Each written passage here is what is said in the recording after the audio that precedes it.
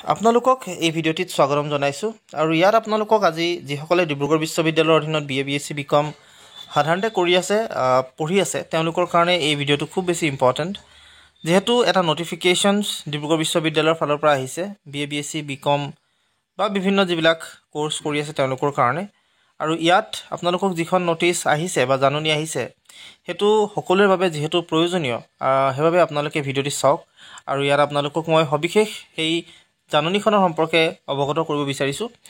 so প্ৰথমতে directly আপোনালোকক মই জাননীখনে দেখুৱাইছো কি কথা তাত উল্লেখ কৰা হৈছে বা কিহৰ বিষয়ে উল্লেখ কৰা হৈছে এইখিনি আপোনালোকে জাননীখনৰ থ্ৰুৱেদি বা জাননীখনৰ যোগেদি আপোনালোকে জানিব পাৰিব সো এই নটিচখন সাধাৰণতে আহিছিলে কিছুদিনৰ আগত আৰু এই নটিচখন হয়তো কিছুসকলে গম পায় আৰু কিছুসকলে গম নাপায় সো আপোনালোকক সাধাৰণতে ইয়াত দেখিছে আপোনালোকে notification regarding change of subject course paper of any examination after the last date of the examination form fill up কৈছে কি যে যদিহে এটা নটিফিকেশ্যন সাধাৰণতে আহিছে যিসকলৰ সাবজেক্ট চেঞ্জ থাকে বা যদিহে কোৰ্স চেঞ্জ থাকে বা পেপাৰ যদি চেঞ্জ কৰিব লগা থাকে এক্সামিনেশ্যন হোৱাৰ পিছত আফটাৰ এক্সামিনেশ্যন মনত ৰাখিব any examination after the last date of the examination form fill up কৰাৰ পাছত যদি আপোনালোকে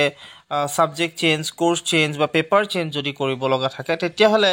তাৰ ওপৰত এটা নটিফিকেশ্যন সাধাৰণতে আহিছে এইটো ক্ষেত্ৰত আপোনালোকৰ বহুতৰে সমস্যা হয় যেহেতু আপোনালোকৰ যেতিয়া ফৰ্ম ফিল আপ কৰে তাত বেলেগ সাবজেক্ট দিয়ে তাৰ পিছত আপোনালোকে আকৌ চেঞ্জ কৰিব লগা হয় বা আপোনালোকৰ ফৰ্ম ফিল আপ কৰোতে কেতিয়াবা ভুল হয় আৰু তেনে ক্ষেত্ৰত আপোনালোকৰ পিছৰ অৱস্থাত যেতিয়া আপোনালোকে এক্সাম দিবলৈ যায় আপোনালোকৰ যেহেতু এডমিটত যেটো ফৰ্ম ফিল আপ আপোনালোকে কৰে হেতুহে আহে আৰু তাত আপোনালোকে পিছত সেই বস্তু হে আপোনালোকৰ যিখিনি চেঞ্জ সেইখিনি কৰিব বিচাৰে আৰু তাত আপোনালোকৰ সাধাৰণতে কিছু অসুবিধাৰ দেখিবলৈ পোৱা যায়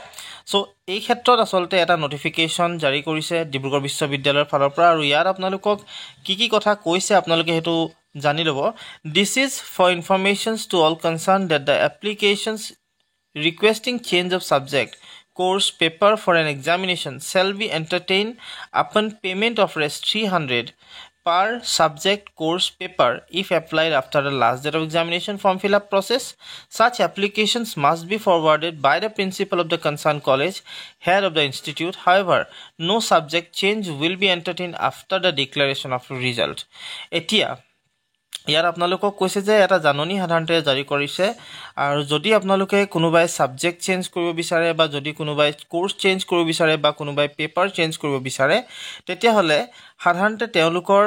যেটো চেঞ্জ কৰাৰ কাৰণে 300 টকা এটা সাবজেক্টৰ দৰকাৰ হ'ব এটা সাবজেক্টত আপোনালোকক 300 টকাকে ল'ব আৰু তেতিয়াহে চেঞ্জ কৰিব পাৰিব আৰু হেইটো আসলতে এক্সামিনেশ্যনৰ যি ফৰ্ম ফিল আপ তাৰ পিছত যদি কেনেবাকে চেঞ্জ কৰিব বিচাৰে তেতিয়া 300 টকাকে ল'ব আৰু এই যিবিলাক আপোনালোকে চেঞ্জ কৰিব বিচাৰে কেৱল মাত্ৰ আপোনালোকে ডাইৰেক্টলি ইউনিভাৰ্সিটিত গৈ 300 টকা দি চেঞ্জ কৰিব নোৱাৰিব আপোনালোকৰ ইয়াত কি হ'ব লাগিব এটা এপ্লিকেশন থাকিব সেই এপ্লিকেশনখন যিখনত আপোনালোকে চেঞ্জৰ কাৰণে এপ্লাই কৰিব হেতুত আপোনালোকে সাইন কৰিব লাগিব আপোনালোকৰ যিখন কলেজত আপোনালোকে পঢ়ি আছে তাৰ প্ৰিন্সিপালে বা আপোনালোকৰ অধ্যক্ষ মহোদয় আৰু তাত সাইন বা কলেজৰ হেডে সাইন কৰি দিব লাগিব হেডে সাধাৰণতে নহয় আপোনালোকৰ কলেজখনৰ হেড মানে প্ৰিন্সিপালৰ কথা কৈছে গতিকে প্ৰিন্সিপালে সাইন কৰিব লাগিব আৰু তাৰ পিছত কৈছে যদি হে ৰিজাল্ট ডিক্লাৰেচনৰ পিছত কিন্তু আপোনালোকৰ কোনো সাবজেক্ট চেঞ্জ নহয় বুলি ইয়াত ইতিমধ্যে উল্লেখ কৰিছে সো আপোনালোকে এই ক্ষেত্ৰত যিসকলে চেঞ্জৰ কাৰণে প্ৰত্যেককে চাই লওক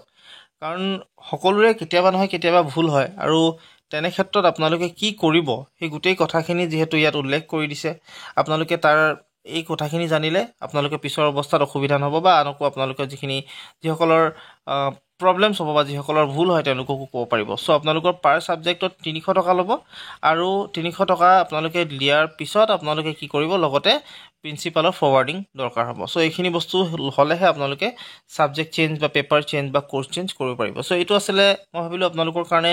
খুব ইম্পৰ্টেন্ট এটা বিষয় আৰু এইটোৰ ওপৰত মই আপোনালোকক জনোৱা নাছিলো গতিকে আজি আপোনালোকক জনালো আশা কৰিছো ভিডিওটো আপোনালোকে ভাল পালে যদি ভাল পালে তেনলে প্লিজ লাইক কৰি দিব আৰু লগতে শেয়াৰ কৰিব সো এইখিনি কথা জনাই ভিডিওটোৰ পৰা মই বিদায় মাগিছো